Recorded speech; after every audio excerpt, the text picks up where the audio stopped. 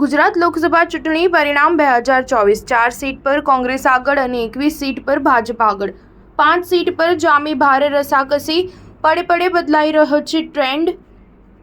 ગત 16 માર્ચે લોકસભા ચૂંટણી જાહેર થઈ અને ત્યારથી લઈ અત્યાર સુધીમાં આ ચૂંટણી અનેક રીતે યાદગાર બની છે. જોકે આ 80 દિવસો દરમિયાન અનેક રાજકીય ઉતાર ચઢાવ આવ્યા છે. ગુજરાતમાં 7 મે 2024 રોજ લોકસભા ચૂંટણીનું મતદાન યોજાયું હતું અને ત્યારથી લઈ પરિણામો અંગે મતદારોમાં ઉત્તેજના છે. હાલ 25 સીટની મતગણતરી પ્રક્રિયા ચાલી રહી છે.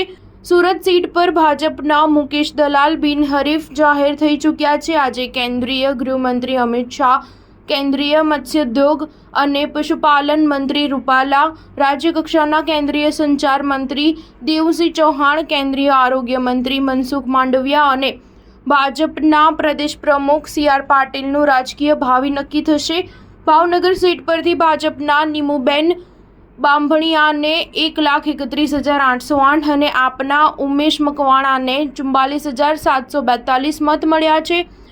ભાજપ 87,066 મતથી આગળ છે. પોરબંદર વિધાનસભા બેઠક પેટા ચૂંટણીમાં ભાજપના અર્જુન મોઢવાડિયાને 19,311 મત મળ્યા છે, જ્યારે કોંગ્રેસના રાજુ આડદરાને 2,589 મત મળ્યા છે. આમ ભાજપને 16,722 મતની લીડ મળી છે. મતગણતરીના 2 કલાક બાદ પડે ટ્રેન્ડ બદલાવા લાગ્યો છે. ભાજપ અને કોંગ્રેસ વચ્ચે ભારે રસાકસી જોવા મળી રહી છે. સ્ટાર ન્યૂઝ 7 હંમેશા સચ્ચાઈની સાથે.